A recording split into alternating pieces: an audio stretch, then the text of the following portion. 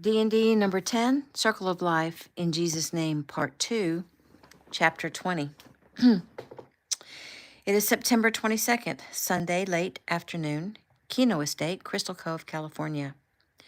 Jewel Perez decided that she would be brave and asked Miss Shelley Keno if she could help with Sunday dinner. When she'd asked, Grandmaster Keno had been in the kitchen and Shelley had glanced up at her husband. He had his eyebrows raised and he was nodding his head, and Shelley had then turned to Jewel with a smile. Sure, there's so much to do. I'm having a traditional Southern Sunday dinner, which we don't do too often. Fried chicken, mashed potatoes, green beans, biscuits. Jewel nodded. Oh, yes, I can do that. I don't know if Jordan has told you, but cooking is my thing. I do a lot of Spanish dishes, but I've always loved the Southern cooking. Shelley smiled. Well, I'm originally from Georgia, and it's like ingrained in me, but I try to do it with healthier choices. Like I bread the chicken in almond flour, milk, and egg, and I use a combination of avocado oil and olive oil. With the right spices, I can get it to be pretty flavorful. The problem is, I can't quite get the spices right. I'm not a very good cook, never have been. Oh, I can help you with that. Please, Mrs. Keno, let me help you. Let me cook for you, if only to show my appreciation for your hospitality. Shelley started to shake her head. Please, let me have the blessing of serving you.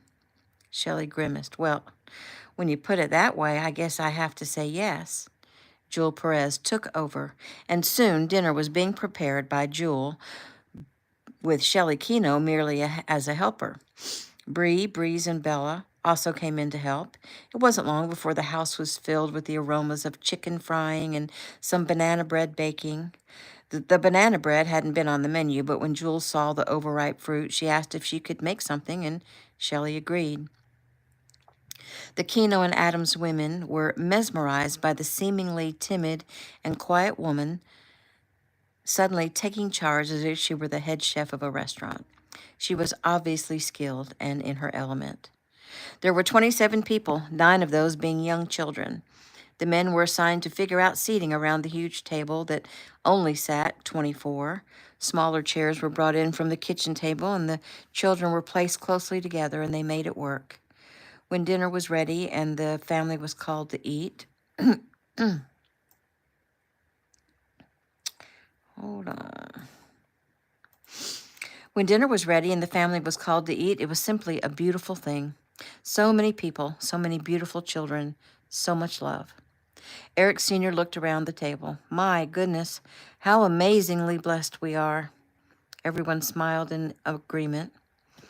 I want to formally welcome our newest family members, our Nathaniel and Jewel and her 3 beautiful children. Welcome to our family dinner. He stopped and smiled at Jewel. And let's see, who should I call on to bless the food? Several children all raised their hands. I think I'll call on Miss Sophia this time. It's been a while since we've heard from her. 6-year-old Sophia gave a huge smile. Joey nodded at her. Do you need help, sweetie? No, Daddy, I can say it all by myself. She looked around. Everyone, you have to bow your heads now. Everyone did as instructed, suppressing their laughter. Dear Father who lives way up in heaven, but not really way, 'cause Mommy says you're always nearby. Thank you for our food.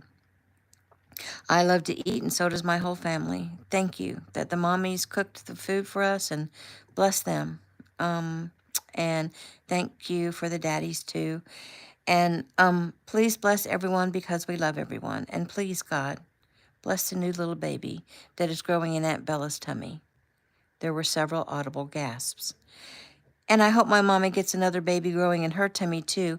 And it doesn't matter if it's a boy or a girl because I love my sister and my brother. Okay, so that's all for now, Father. Oh, and I pray in Jesus' name. Amen. Amen, everyone said, and then immediately looked up toward Bella and Mark. Bella smiled. Mark shrugged. Well, she ain't lying, though. I'd like to know how she knew, he said, looking at his sister-in-law. Breeze's eyes opened wide. It wasn't me. I didn't say anything to her. She looked at Sophia. How did you know Aunt Bella's going to have a baby? Sophia grinned. I heard you talking on the phone. When do you do? Shelley asked. Bella smiled sweetly. the end of May?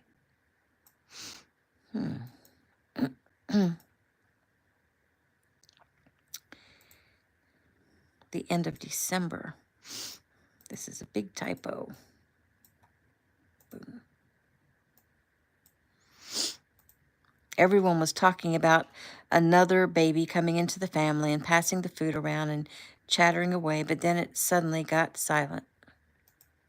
Jordan smiled at her mother as the ums and ahs began. Jules' face was glowing.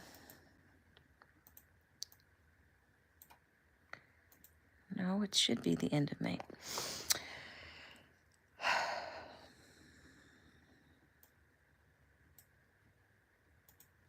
Everyone was talking about another baby coming into the family and passing the food around and chattering away, but then it suddenly got silent. Jordan smiled at her mother as the ums and ahs began. Jules' face was glowing. Wow, this is delicious, Bree said. Jewel, oh my goodness. Jordan told me you love to cook and that you're a great cook and that you sometimes cook for people's weddings and stuff. But oh my goodness, this is so scrumptious. It is, Shelley said. I mean, the spices on the chicken are perfect. And the mashed potatoes are so creamy and buttery and, something else, Jeffy said. It's the dried cilantro and the sour cream, Jewel offered. Well, don't tell people your secrets, Bree said. Well, we're not people, we're like family. That's what Eric said, Bella put in. The men all agreed it was a mouth-watering meal by having seconds and thirds. Even the children ate well, except for Nate, who was still detoxing from sugar and processed foods. Yesterday, Mrs. Perez made me paella and patatas bravas. It was like eating at a five-star restaurant, young Eric stated. Ricky smiled at her. Jewel, have you ever thought about opening your own restaurant? She giggled. Oh, wouldn't that be nice? I've fantasized about it, but I don't think it's something I'm capable of making happen. You have to have startup capital, and I don't see that happening. Well, we can talk about the particulars of starting a restaurant later, Ricky said. The possibilities are endless, and I've invested in several restaurants. What do you say we talk about this soon? I'm not sure what you're saying, Mr. Kino. It's Ricky, and what I'm saying is let's talk about you and me opening a restaurant. Jules' face turned a bright red. Ricky shrugged. I don't mean to put any pressure on you. We can just talk, maybe this next week sometime, and just throw around some thoughts and ideas. No pressure, just some creating fun. And if you decide no go, then no worries. Jordan smiled. She glanced at young Eric, but he was smiling at Nate. Hey, Nate, young Eric said. How many green beans do you think are on your plate? No counting, just take a guess. Nate looked down at his plate. I think 9. Okay, now let's count, young Eric said. They counted 11. You were so close. Good job. Now, if I said you have to eat half of those green beans, how many does that mean you have to eat? That's easy, 5.5. Good job. Now, get to it, young Eric said with a smile. As Nate picked up a green bean and stuffed it in his mouth, Taylor grinned at her brother. You're so smart, Eric. He laughed. I have my moments. He turned to JoJo. Like my brother at the game last night, that was a 68-yard touchdown pass. JoJo shook his head. That Tilson Beck is just a great receiver. All I have to do is put the ball in the air in his general vicinity. He's going to come down with it. Then why isn't he up for a Heisman? Well, he should be. What does that tell you about the system? Stop being humble, bro, Logan said. You deserve it. Jordan glanced over at Logan. Her heart went out to him after last night's date bomb. Taylor's phone went off, and she glanced down at it, then up at her father. He shook his head at her, and frowning, she declined the call. I'm guessing that was Gabe, Ricky said.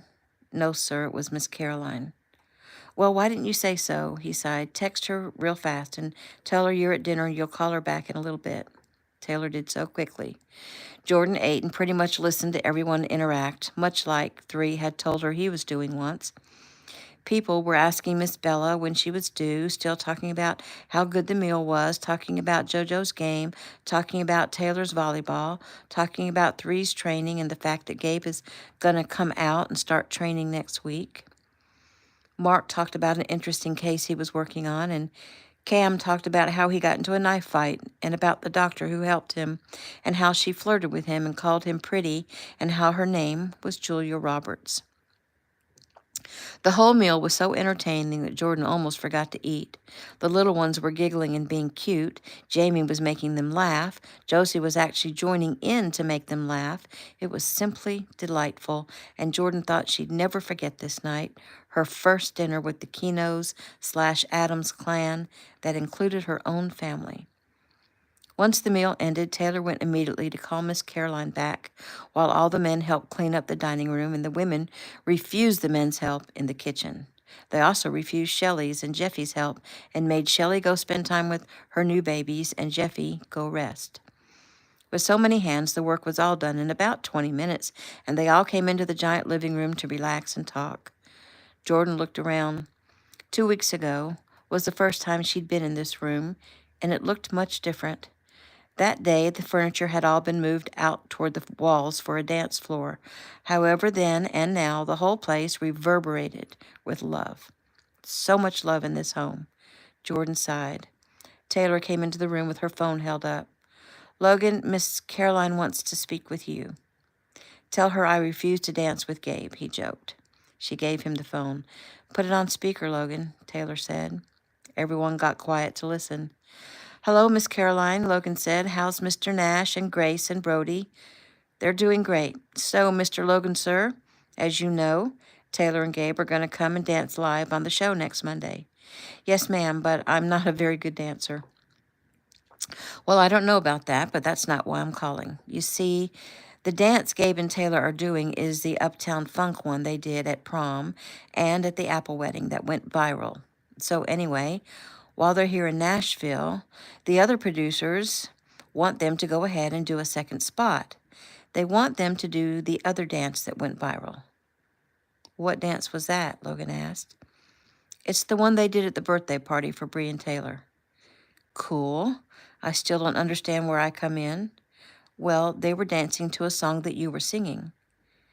You're talking about Don't You Feel Like Crying? Yes, sir, I am. What we want to know, Logan, is if you would sing that song a week from tomorrow, live on national TV. But, Miss Caroline, I'm a nobody, and you have a multi-platinum singer right there in your own household. I do, but he's not the one who went viral. But it was Gabe and Taylor that made that go viral. Was it? I think it was a joint effort, and so do the other producers. They want you, Logan, and I'm sorry this is so last minute, and I'm going to need your answer tonight because they're going to be advertising that the three of you are coming to do the number live. You'll sing, they'll dance. Miss Caroline, will you hold on a minute? Yes, I will. Logan looked around the room. Mom, Dad, everyone? Go, Logan, it's a great opportunity, Bella said. Mark nodded his head. Go, Jojo said, but hey, I can't believe they don't want me to come play my bongos. Don't you have a game and practice? Carol asked. Yes, I do, but you know what? Young Eric was singing on the video, too. Young Eric started shaking his head. First, she didn't ask for me, and that was with good reason. Logan is the singer, and we all know it. Second, I cannot take another day off training. Says who?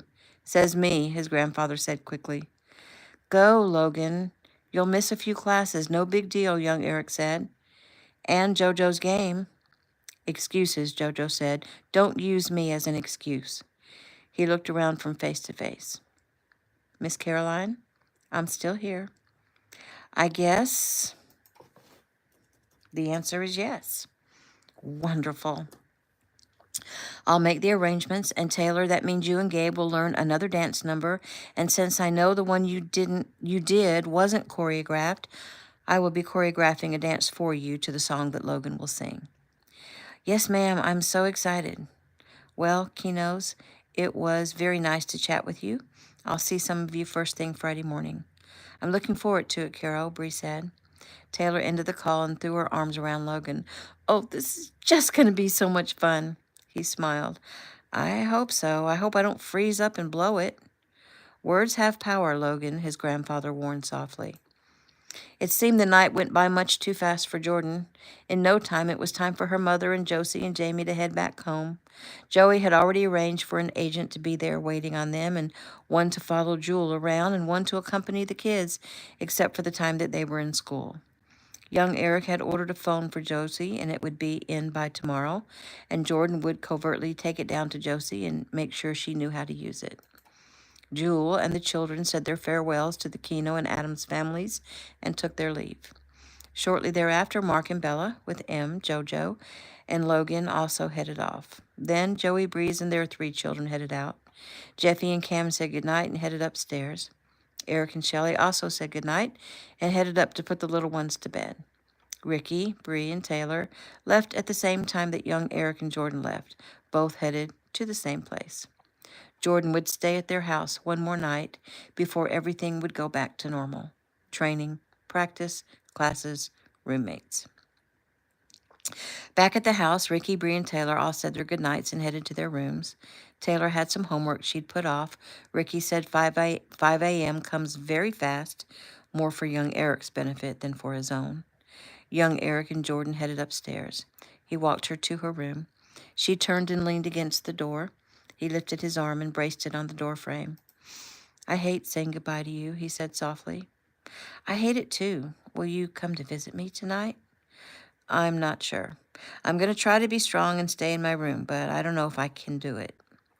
Well, if it's strength you're looking for, wouldn't it take even more strength to come to my room and lay next to me and not, do anything?" "Yes, and I'm not that strong, Jordan. You don't know how hard it is to not touch you when my whole body screams to me that if I don't touch you, I will die." "I understand, because right now I'm thinking if you don't kiss me, I'm going to die." He smiled. "Well, we can't have that." He used his free hand to lift her chin slightly, lowered his head, and kissed her softly. He pulled away and smiled at her. "How's that?" She shook her head. "More." He took his arm off the doorframe, put both hands on her waist, pulled her roughly to him, and kissed her soundly. She whimpered. He lifted her. She wrapped her legs around his waist, and he pushed her against the wall and kissed her like a man dying of thirst. They stopped at the clearing of his father's throat. Jordan immediately put her feet on the floor, her face red. Just got a call from Dad. He said you're going to train tomorrow at his house instead of the studio. Shelley is having a hard time about something, and he can't leave her." Young Eric nodded. "Yes, sir." "Did you remind him about us having to speak to the softball team tomorrow?" Ricky smiled. "I did." He turned to go back down the stairs and then turned back. Carry on." "Yes, sir. But not too late." "Yes, sir." "Good night, children." "Good night, sir." New scene. It's September 23rd, Monday morning, UCLA Sports Complex Dining Hall, Los Angeles, California. Jordan spent the night one more time with the Kenos so that 3 wouldn't have to take her home Sunday night and then turn around and come right back into the city on Monday morning. Though they'd said goodnight initially, they'd ended up spending half the night together, kissing and holding each other. Somehow young Eric found the strength to not go any further. Though he wanted to show her all the love he felt, he didn't want to disrespect the woman he hoped would be his wife one day, and the mother of his children. The coaches of the UCLA Bruins girls softball team excitedly ushered the girls into the dining hall for the special breakfast. After all, you don't invite Ricky Keno and his son to speak to the team without offering them a meal. Both Ricky and Eric were greeted warmly by the 3 female coaches, while Jordan went to sit with the team next to Colton. The food was set up buffet style, and after an initial welcome, everyone was invited to eat their fill.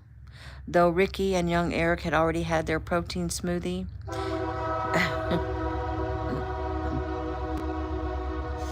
never fails.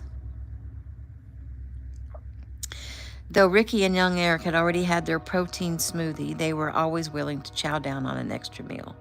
The girls watched them curiously to see how much they ate, and also noticed that they both bowed their heads briefly before they began to eat.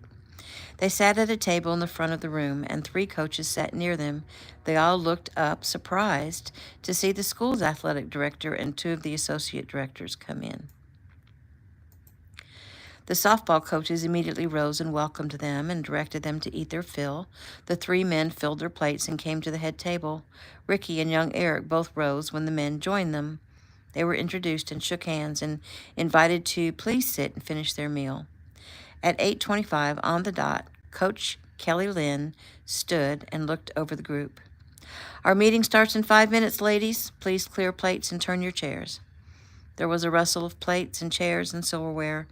2 girls came to clear the Keno's plates, and 2 others came to clear the athletic director's plates and asked if they could get them anything else. Once that was done, Coach Kelly faced the group again. Okay, welcome everyone to a very special team meeting. We're grateful that Grandmaster Ricky Keno and Grandmaster Eric Keno and Master Eric Keno III have so graciously given us their time this morning. Please give them a round of applause to welcome them. They all clapped their hands, and being the athletes they were, they offered a few woo-hoos and heck yeses. So they're going to give us a little pep talk about hard work, determination, and reaching our goals individually and as a team. She looked over at them. I'm not sure which one of you wants to go first. Ricky stood and buttoned his sport coat. I'll go first and let Eric get his thoughts together. Young Eric made a face at the slight insult, making the girls giggle. Colton leaned over and whispered to Jordan, Lord, Jordan, he is so freaking hot. You are so lucky. Jordan smiled with pride. Ricky Keno walked to the front of the room. The girls looked him over now that it was okay to stare at him. He was in his 50s, they knew, but he only looked to be a few years older than his son. He looked every bit as good in person as he did on the big screen. He had dark hair, large brown eyes, perfect lips, a bright smile. He had a slight Hawaiian look about him. He was a few inches shorter than his son, strong, broad shoulders, flat stomach, thick, muscular thighs.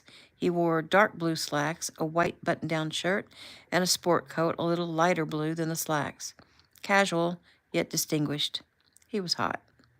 He smiled, and the girls almost swooned. Good morning, everyone, and thank you for such a warm welcome. Eric and I are honored to be able to speak with you today. Coach Kelly has asked us to speak about helping you to obtain your goals, both individually and as a team. And your coach is absolutely correct in that both of those things are equally important. You want to obtain your personal goals of strength and speed and quickness of mind so that you won't be the team's weak link. So first, how do you go about obtaining your personal goals? Well, first you have to define what those goals are. Do you want to be a faster base runner, a more accurate pitcher, a more consistent hitter? What is it you want to accomplish? And once you have that clear in your mind, figure out how to accomplish it. For example, you want to get faster, certain leg training and ab work would be beneficial. So decide what you can actually do to work toward what you want. And then, now listen carefully, because this is the answer to it all. Once you decide, then actually take time to do it. Now, some of you may say that you don't have time to do things. You have to study, you have to practice, you have classes, you have to party. He stopped while they laughed, and he nodded. No, really, you're young, and pretty much life is a party. Still, there is a way to obtain your goals, and that is by making a schedule and actually sticking to it, no matter what. My father and I have been asked many times to divulge our daily schedules, and so today I'm going to show you how what you want to do and accomplish is possible. Ricky went on to describe an example of a daily schedule that could accommodate all the things they wanted to do, using his own schedule as a basis, but not disclosing the times or places he does things. By the time he finished, the girls were nodding their heads and smiling. They were completely motivated to move to the next level, both physically and mentally. And now that you see that your goals are completely obtainable through some common sense planning, turning off the TV, and then some hard work, I'll turn the time over to my son to see what he has to say about all of that. Another round of laughter. Young Eric stood but didn't bother to rebutton his sport coat. He met his father, shook his hand. Thanks, Dad. Jordan felt her heart speed up as the man she loved made his way to the center front of the room. He turned and smiled at the group. He glanced at her. She knew her face turned red. He wore jeans with a button-down light blue shirt and a darker blue sports coat. He was a little taller and thinner than his father. Though he had his father's dark hair and brown eyes, he didn't have that slight Asian look to him. He did have the same lips and pretty smile. His body was ripped with muscle. He was a superb specimen. "Good morning, ladies," he said, his voice low and soft. "I'm not a lady, I'm an athlete," one girl said. "You can be both," he quipped right back. Jordan smiled. His mind was fast. "My father, for whom I have great respect, likes to play these mind games with me. He likes to make me squirm and see if I can figure out a way out of the fix I'm in. He knows he's covered the subject of the day pretty well, and he wants to see if I can figure out something of value to add." He looked over at his father, who was smiling and nodding. "He's not being cruel. He's just using this opportunity to teach me or to help me grow. I get it. I'm not resentful. I gladly accept the challenge." Jordan sighed. Could he be any more perfect? "My father is a grandmaster, and I'm only a third dan in the martial arts world. I'm just getting started, so I don't have a lot of wisdom or experience to pass on. However, I am currently training to fight in the Keno Challenge coming up in November, and I absolutely do know what it takes to achieve my goals. It's hard work and not giving up and never giving in. And those sound like just a bunch of cliches. I know. But let me see if I can bring them to life." Jordan watched and listened as Three described his daily training routine. She knew the girls still didn't understand just how hard he worked. They wouldn't unless they saw it. "I work to failure," he went on. "I work until my body rejects it by throwing up my guts or literally collapsing into semi-consciousness. But why? Why do I do this? Why would I do this? Why would I fight 3 or 4 very lethal people until I simply collapse? Because if I can work so hard that I can hold my own against multiples, fighting just one person in the ring will seem easy. If I work my way up to bench more than double my body weight, then when I throw that punch, it will not just bother my opponent, it will hurt him. So if I translate that to you, it would mean I won't just hit a single, I'll hit a double, triple, or home run every time." He looked around the room, making eye contact with the girls. "Forget for a moment, though, about the schedules and obtaining goals and extra work my father was speaking about. Forget it for a moment. Not for good, just for a moment. Pretend that the only thing you can do is attend your practice and your conditioning team workouts. If you're not giving your absolute all at your conditioning or practice, then you're cheating yourselves and your team members. I mean your absolute all. Put everything you have into every single thing you do. Run hard, don't trot. Swing hard, scoop hard. Don't pitch 10 times, pitch 20 times. Improve your quickness while at practice. Waiting for your turn? Do squats. Work on footwork. Go all out, all day, every day. Go until you puke or collapse. If you give it everything you've got when you're at practice, then the games will seem easier. You'll have confidence. You'll be fierce. You'll have the edge. Vow to yourselves that when you go out there and practice today, your coaches will see a new you, a determined you, a hardworking you, a focused you. And you do that every time, every day?" one girl asked. "I mean, really?" He smiled. "I really do." Jordan turned to her teammate. "I've watched. It's actually unbelievable what he does." "Well, let us come and watch," the girl said.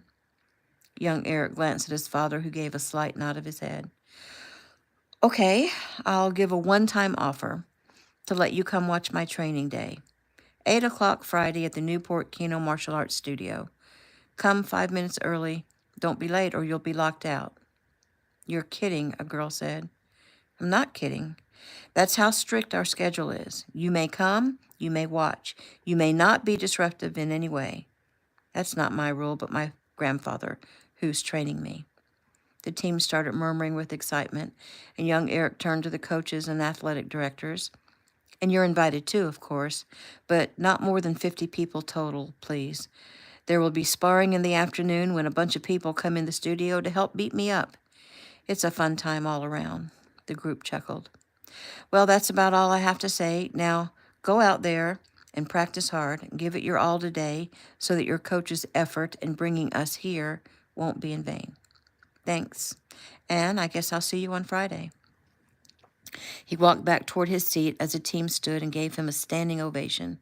Coach Kelly stood and thanked everyone, told them they were expected on the field in 15 minutes, and dismissed the group.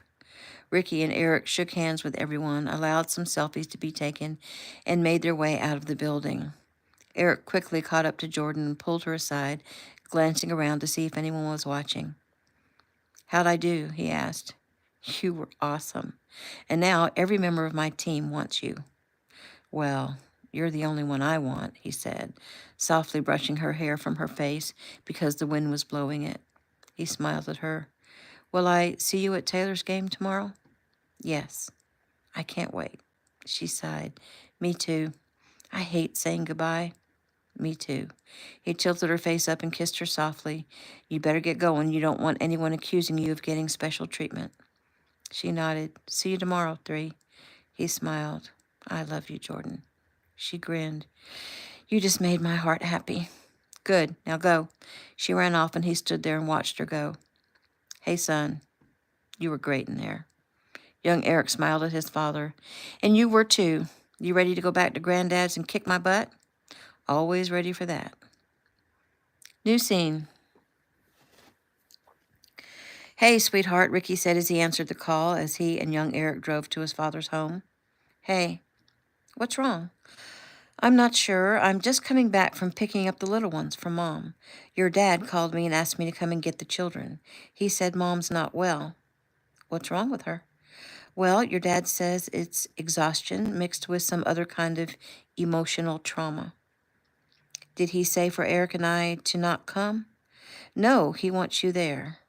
Ricky glanced over at his son. Okay, so, Bree, are you okay with the kids? Yes, honey. I can handle 4 little kids with no problem. There's 5, Bree, 5. She laughed. I know, I was just teasing you. Very funny. Okay, well, thanks for the heads up. You're welcome. How did the meeting with the team go?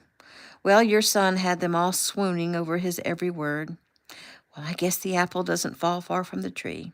Ricky smiled. Aw, thanks for the ego boost, babe. Again, you're welcome. Keep me posted about Mom, please. Will do. It wasn't long before they drove up to the house and entered through the kitchen door. I don't know, Eric. I don't know. Please. I just need to go take care of the children. The children are okay. Don't you even care about them? She yelled. Ricky and young Eric looked at each other. Ricky's expression was one of acceptance. Young Eric's was one of apprehension. I don't think I've ever heard Grandma yell, young Eric whispered. Ricky smiled. Well, I have. A long time ago, when she and Dad were first getting together, she yelled at him and really put it to him. And what did Granddad do? He kissed her. Eric chuckled, but quickly sobered as she continued. Well, stop. Just stop. I don't want to say any more. Fine, then just listen. You're getting about 3 hours of sleep a night. You can't do it all, Shelley. Why are you trying so hard? Do you think having help makes you look weak? Do you think it's a message that you're getting old? What are you trying to say? Baby, I am not commenting on your age, but while we're there, let's think about this a moment.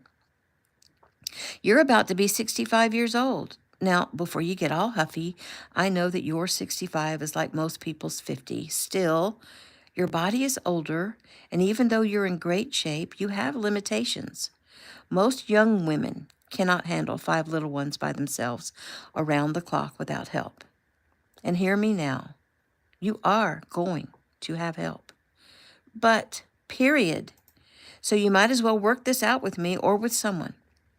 Dr. Goldstein doesn't practice anymore, but he has some young protégés that I can call, or I can just find someone myself if you don't want to talk to me. But Shelley, you're going to talk to someone, and you're going to have to get to the bottom of this. You're not happy, and if you're not happy, you're not raising our children in joy. And I know you want to raise them in joy. Am I right? Well, yes, you're right. As usual, you're always right. He sighed. I don't care if you want to take this out on me. Go ahead. I can take it. What is bothering you? Think. What is the problem? Ricky looked at young Eric. I'm going to go let Dad know that we're here and that we'll be working out on the beach until he needs us. You go head down. Yes, sir. Dad? Yeah? Go easy on her, okay? She's so, special, you know? Ricky smiled. Yes, I know. And I love her. And I do too. Young Eric left out the dining room doors and Ricky headed into the living room. Shelley looked up at him, tears streaming down her face. Ricky, good, you're here. She said, tell your father to back off. Shelley, you know I can't do that, right? Why not? He grinned, because, like I've told you many times, I'm more afraid of him than I am of you. She literally growled at him. Shelley, Ricky said, this isn't like you. Can you tell me why you don't want to help anyone, why you don't want anyone to help you? I mean, let's pretend for a minute that Dad didn't make it, and now it's just you and me and the rest of the fam trying to do right for these little ones. How could I help? You can't help, Ricky, because you didn't carry them. How can you know them? How can you help? Ricky glanced at his dad, and Eric nodded for him to continue. Well, you didn't carry them either, Ricky prodded. Well, how kind for you to point that out. I'm not trying to be mean, but does it matter that neither I nor you carried these children? You mean, do I still love them even though I didn't carry them in my body? Yes, of course. Why do you and Eric keep asking me if I love them? A light began to come on in Eric's head. Sorry, Shelley.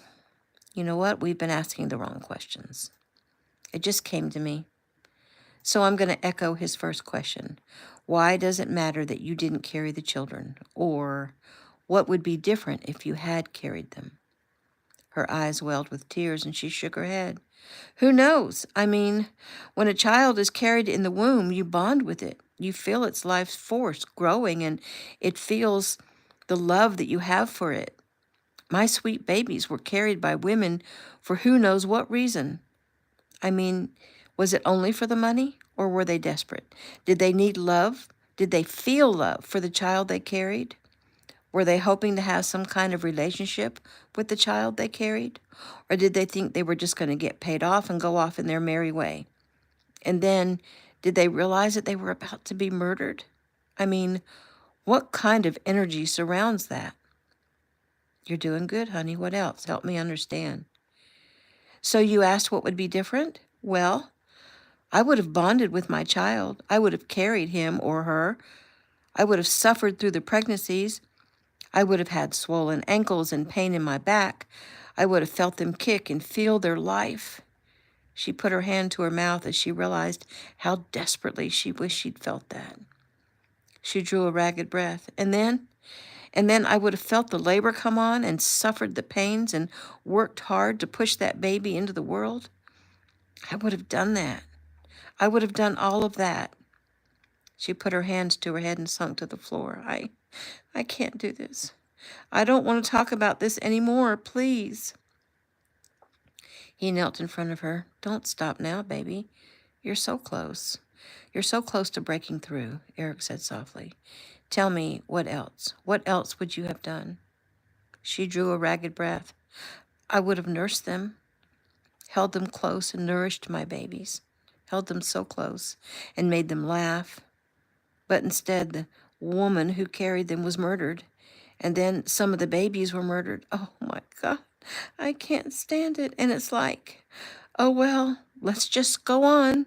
There's no closure. There's no crying over them. And I didn't even suffer to bring those children into the world. He nodded. But you should have suffered, right? Right. So instead, you'll suffer now. You'll work yourself into exhaustion. And you won't let anyone help because you should have suffered and sacrificed to bring your very own children into the world. Right, she whispered. I should suffer. And I have to be strong, and I have to take care of business, like you always do. I have to do it. And those women suffered and died. And my babies were murdered. And little Maria, oh, dear Lord Jesus, I can't stand the thought of what happened to her. And I imagine the other ones were killed the same way. She put her hand to her mouth to stifle the moan. Eric settled on the floor and pulled her into his arms. Okay, my Shelley girl, okay. I've got you now. I've got you, baby. It's going to be okay. I promise. And that is the end of chapter 20.